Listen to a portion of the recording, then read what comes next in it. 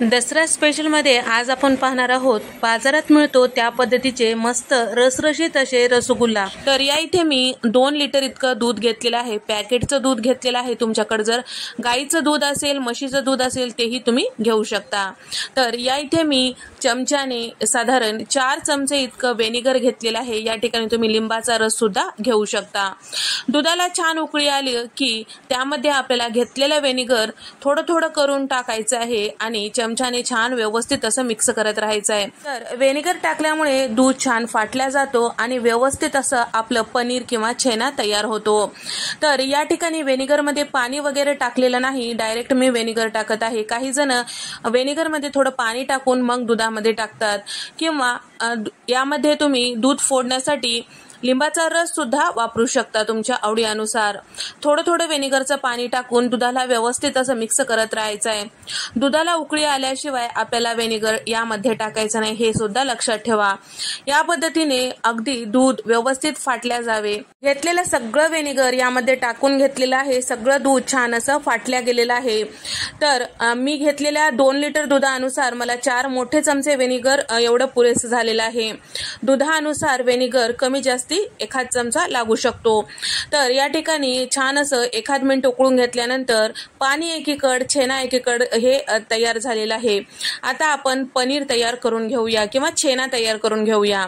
इथे मी एका मोठ्या टोपल्यामध्ये वरच्या साईडला चाळणी ठेवलेली आहे। आता जे फाडलेलं दूध होतं ते कोमट गरम असल्यावेळेस या पद्धतीने गाळून घ्यायचं आहे।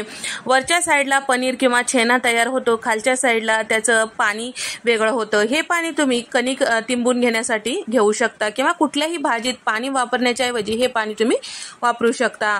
तर आता आपण यामध्ये व्हिनेगर टाकलेलं होतं दूध फाडण्यासाठी, त्यासाठी त्याचा आंबटपणा असतो। तर हे छेना असंच घेऊन तुम्ही मळून रसगुल्ला करताल तर व्हिनेगरचा स्वाद त्या रसगुल्ल्याला येऊ शकते। त्यासाठी या पद्धतीने पाण्याने आपल्याला धुवून घ्यायचं आहे। यामधला व्हिनेगरचा जो स्वाद आहे ते कमी करायचा आहे।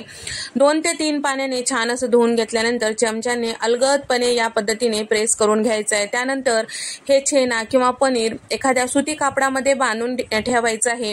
अगदी गच्च बांधायचं नाही आणि त्यावर जड वस्तू सुद्धा काही ठेवायचं नाही, कारण यामधलं एक्स्ट्राचं हलकंसं पाणी निघून जायला पाहिजे। थोडं जरी पाणी असेल काही हरकत नाही, जास्तीचं पाणी असू नये।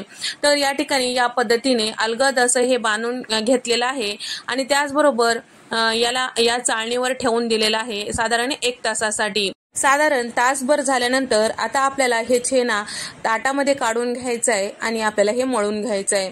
मळून घेण्यासाठी जेव्हा आपण एखाद्या ताटात टाकतो ते ताट छान पसरट असायला पाहिजे, म्हणजे व्यवस्थित आपल्याला तिंबून घेता येतो। हाताने या पद्धतीने मोकळं करून घ्यायचं आहे। तर तुम्ही बघू शकता हे छान असं रवाळदार हे पनीर तयार झालेलं आहे। तर हाताने जेव्हा मळून घेतो त्यावेळेस हाताचा जो खालचा भाग तळहात असतो त्या हाताने आपल्याला या पद्धतीने प्रत्येक कण छान असं मळून घ्यायचं आहे, जेणेकरून हे जे छेना आहे छान सॉफ्ट असं तयार होईल। आता हे दाणेदार आहे, आपण जसं मळताल त्यानुसार हे जे छेना आहे किंवा पनीर आहे छान असं सॉफ्ट तयार होतो। या ठिकाणी तुम्ही बघू शकता एवढं 2 लिटरचं जे छेना आहे मळण्यासाठी साधारण मला 15 मिनिटं लागले गेलेले आहे। हलक्या हाताने आपल्याला छान असं मळून घ्यायचं आहे, थोडं थोडं मळून घ्यायचं आहे। त्यानंतर भाकरीचं आपण पीठ तिंबून घेतो त्या पद्धतीने हे तिंबून घ्यायचं आहे। तुम्ही बघू शकता सुरुवातीला ज्या पद्धतीने छेना होता किंवा पनीर होता त्यापेक्षा आता अगदी पिठाच्या गोळ्यासारखं हे छेना तयार झालेलं आहे। तुम्ही बघू शकता आपलं हे तिंबून घेतलेलं छेना किंवा पनीर व्यवस्थित असं तिंबल्या गेलं का नाही ते कसं समजेल तेही तुम्हाला सांगते। सुरुवातीला जेव्हा आपण पनीर किंवा छेना ताटामध्ये काढून घेतलेलं होतं त्यावेळेस रवाळदार होता, अगदी मोकळा होता। तिंबून घेतल्यानंतर छान पिठाच्या गोळ्यासारखं तयार झालेलं आहे। त्यानंतर जेव्हा आपण एखादा रसगुल्ला करून पाहिलं की त्यावर चीर येऊ नये, म्हणजेच आपलं पीठ व्यवस्थित असं तयार झालं। चीर येत असेल तर आणखीन 1-2 मिनिटं हे पीठ तिंबून घ्या। जर चीर आल्यानंतर तुम्ही जेव्हा हे पाकामध्ये रसगुल्ला टाकताल तर जसजसं हे छान असं उकळलं जाईल तसं ते फुटू शकतो। यासाठी आपल्याला इथे हे छेना किंवा पनीर छान असं मळून घ्यायचं आहे। या ठिकाणी या पद्धतीने गोल असं तयार केल्यानंतर व्यवस्थित हे गोल होत आहे, कुठेही चीर पडत नाही। तर इथे मी रसगुल्ला तयार करून घेत आहे।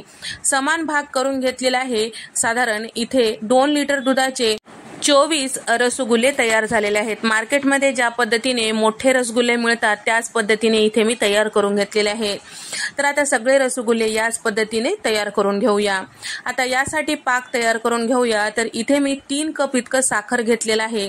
साखर 3 कप, तर त्याच कपाने आपल्याला तिप्पट पाणी टाकायचं आहे, म्हणजेच 9 कप इतकं पाणी टाकायचं आहे। तर पाणी टाकून घेतल्यानंतर पातेलं जे आहे छोटं वाटू लागलं होतं, जेणेकरून यामध्ये व्यवस्थित रसगुल्ला उकळला जाणार नाही, म्हणून एका जाडबुडाच्या पसरट कढईमध्ये हे साखरेचं पाणी टाकून घेतलेलं आहे। आता इथे हे जे पाक आहे कुठल्याही प्रकारचा तार वगैरे येऊ द्यायचा नाही। तर हे जे पाक आहे अगदी पाण्याप्रमाणे असतो।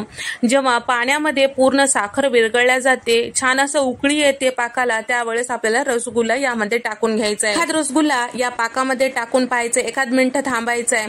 छान असं व्यवस्थित त्यामध्ये उकळल्या जात आहे का, त्याचे तुकडे वगैरे पडत नाही का ह्याची खात्री करून घ्यायचं। त्यानंतर सगळे रसगुल्ले पाकामध्ये टाकून घ्यायचं आहे। पाकाचं जे उकळतेपण आहे ते कमी करायचं नाही, म्हणजे गॅस आपल्याला कमी करायचं नाही। मोठ्या गॅसवरच आपल्याला हे छान असं रसगुल्ला उकळून घ्यायचा आहे। या पद्धतीने साईडनं आपल्याला गोल गोल असं फिरवून घ्यायचं आहे। साधारण 15 मिनिटं मोठा गॅस करून आपल्याला रसगुल्ला छान असं पाकामध्ये शिजवून घ्यायचं आहे। तर इथे गॅसचा फ्लेम कुठेही कमी करायचा नाही। तुम्हाला जर वाटत असेल पाक जे आहे थोडंसं घट्ट झालेलं आहे, त्यावेळेस गरम पाणी दुसऱ्या गॅसवर करून यामध्ये टाकू शकता। तर या ठिकाणी अगदी पातळ असं पाणी आहे, तुम्ही बघू शकता। आम्ही घेतलेल्या साखरेचं प्रमाण, पाण्याचं प्रमाण अगदी व्यवस्थित होता, त्यामुळे पाक जे आहे अगदी छान असं पातळ आहे। तर या ठिकाणी छान बऱ्याचसे फुलल्या गेलेला आहे। आता इथे साधारण 15 मिनिटानंतर आपल्याला गॅसचा फ्लेम मध्यम ठेवायचा आहे आणि आता झाकण लावून आपल्याला 10 मिनिटं हे जे रसगुल्ला आहे छान असं शिजवून घ्यायचं आहे। तर टोटल आपल्याला रसगुल्ला साधारण 25 मिनिटं शिजवून घ्यायचा आहे। तर या ठिकाणी मी टोटल 15 मिनिटं मोठ्या गॅसवर आणि 10 मिनिटं जे आहे गॅसचा फ्लेम कमी करून झाकण लावून शिजवून घेतलेला आहे। तर 10 मिनिटानंतर तुम्ही बघू शकता आपले जे रसगुल्ला आहे प्रमाणापेक्षा दुप्पट असं फुलल्या गेलेलं आहे, म्हणजेच यातला रस किंवा पाक छान असं रसगुल्ल्यामध्ये गेलेला आहे। इथे आपण गॅस बंद करूया। मस्त असे मार्केटमध्ये मिळतो त्या पद्धतीचे रसगुल्ले तयार झालेले आहे।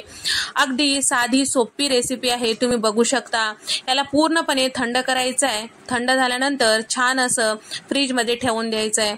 मस्त थंडगार आणि रसरशीत असे रसगुल्ले सगळ्यांना आवडणार। तर तुम्हाला हा व्हिडिओ आवडल्यास व्हिडिओला लाईक करा, चॅनलला सबस्क्राईब करा आणि तुम्हाला हा व्हिडिओ कसा वाटला कमेंट करून सांगा। अशाच नवनवीन रेसिपीजमध्ये आपण भेट देऊया। तोपर्यंत नमस्कार, बाय।